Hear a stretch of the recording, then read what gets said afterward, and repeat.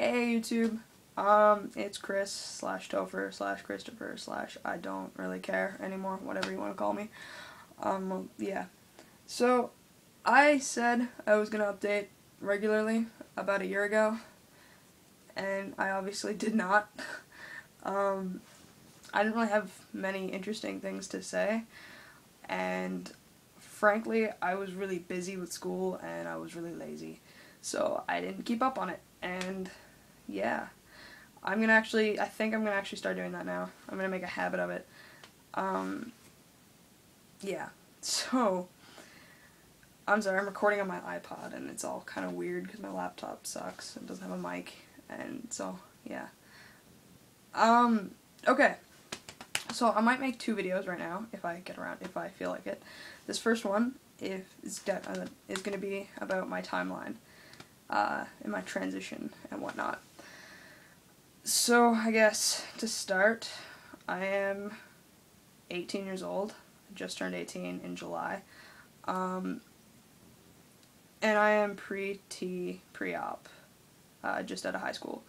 So, okay, I guess the sequence of events for me was, I kind of figured out that I was trans when I was 15, so I was in grade 10.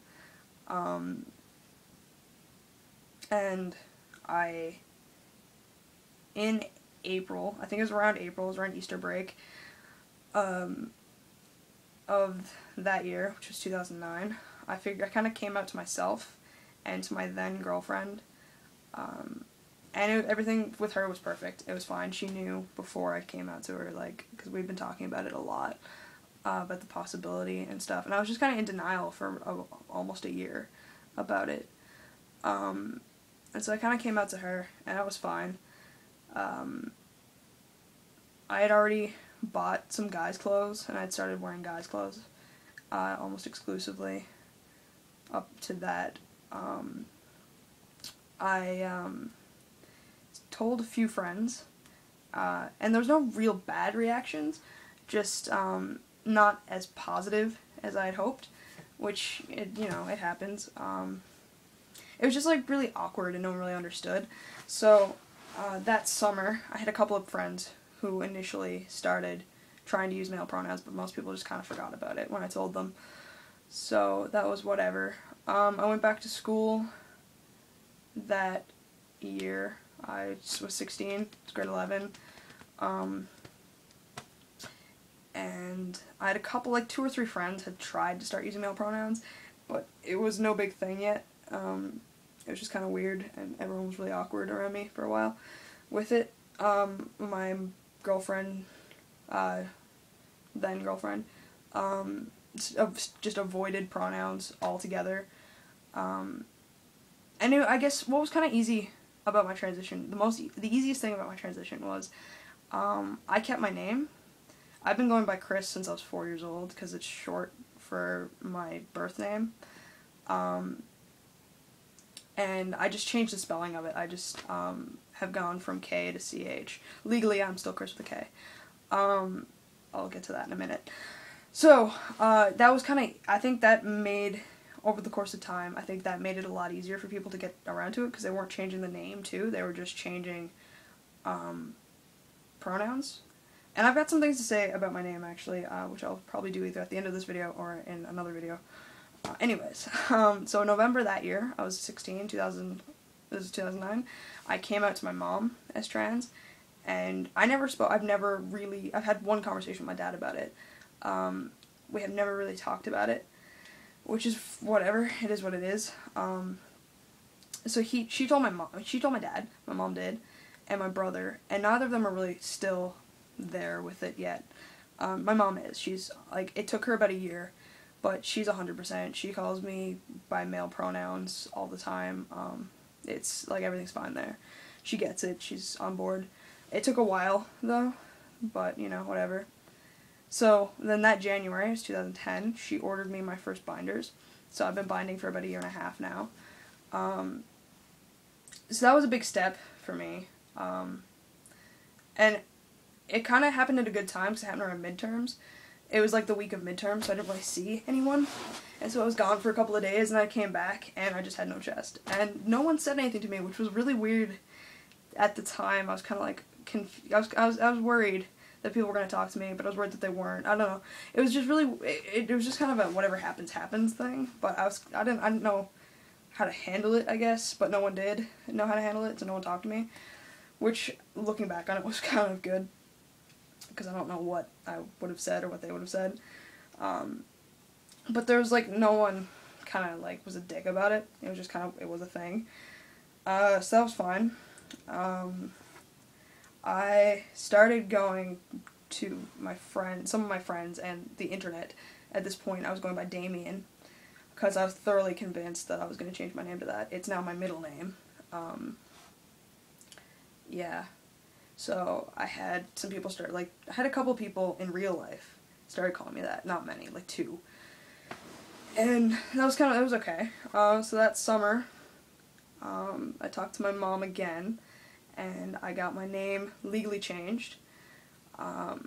Not to what I want it to be now. I didn't want it to be that at the time either. It was just my mom wasn't fully there yet with changing my name, so she wanted me to keep it gender neutral. So instead of changing it to Christopher Damien Joss, which is what I want it to be, it's Chris with a K, Joss. And I hate this for 2 reasons, because it's not really my name. It's not what I want my name to be. It's not my full identity, is the first reason I hate it. And the second reason is because there's so much, my last name has a really pronounced S syllable right in the middle of it. So, it's just, there's a lot of S going on in my name. It doesn't sound good. It's a gross name, as it is. So I am really anticipating, like, I'm changing that as soon as I can, and I'm looking into seeing if I can change that legally on my own now, or I have to make a big deal with my mom about it, because I'm starting university in the fall, and I kind of want to get that sorted out first. But yeah, whatever, I'll deal with that. So I legally changed my name, and when I went to school, it was my grade 12 year, I went, in the first few days, I went to my guidance counselor, and I told him, and I got him to email my teachers, just saying, you know, Chris is transgender, use male pronouns, whatever. So that was, you know, a thing. It wasn't a thing. It was really easy, and it wasn't a problem for the rest of the year. It was fine. And for the most part, most of my classmates kind of just caught on, and it wasn't an issue. Like, there were a lot more people. Now, the more I think about it, there were more people who didn't get it and didn't use male pronouns than I, like, remember. But I don't think on it anymore, because I'm not going to see most of those people anymore, so it's not an issue to me. Because now, once I start school, everyone in my life knows me as male. And everyone from now on will know me as male. So I don't know. I'm beyond the point of stressing about it anymore, I guess. So, my last year was pretty okay for that. Like, it wasn't really an issue. I'm dating someone new now who also has only ever known me as male, because she only just met me last summer. So it's good. You know, I don't really worry about that too much in my head. So, that's all well and good. And so October of this year, my mom took me to my family doctor and asked her about getting a referral to one of the there's only 2 in my province. I'm in Canada, by the way. It was one of the only 2 psychiatrists in this province who will deal with, you know, gender issues. So I was put on a waiting list, and after 10 months, I got my appointment. And so August 1st, I went in, and I sat down, and low battery, that's not good. I sat down, and I talked to the psychiatrist for about an hour, and just talked. She asked a lot of questions about my childhood, and about my family and friends, and my support group, and, you know, my experience and everything, just kind of, you know, checking everything out, making sure there was no side issues that needed to be dealt with first. And then she brought my mom in, and was like, you know, he's sane, everything is fine, I don't see any extra issues going on. And so, you know, we kind of talked about what my options were, and she was like, you know, if this is what you guys both want, and this is where you're seeing this going, I think that you're fine to start, like at least emotionally, to start testosterone. And so she's writing me a letter of recommendation, which is amazing. I left there immediately, like within 5 minutes, made an appointment, because they're in the same building, with my family doctor, which was a week later, or 8 days later, which was Tuesday, yesterday morning.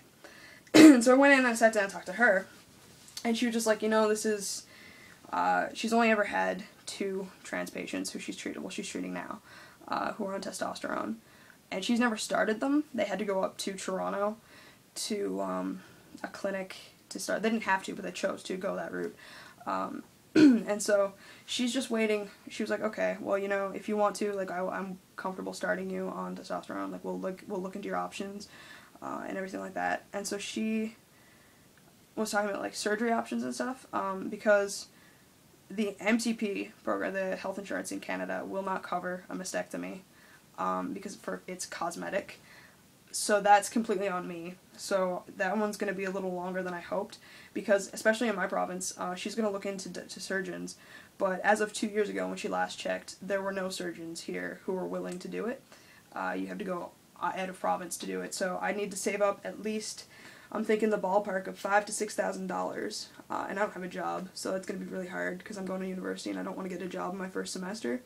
So I'm thinking this is going to be at least a year away. I have to save up $5,000 to $6,000, plus then I have to find a surgeon somewhere and get a plane ticket there and back, rent a hotel or something for while I'm there, because I don't want to get on the plane like the next day. I want to stay a couple of days to try to recuperate a bit.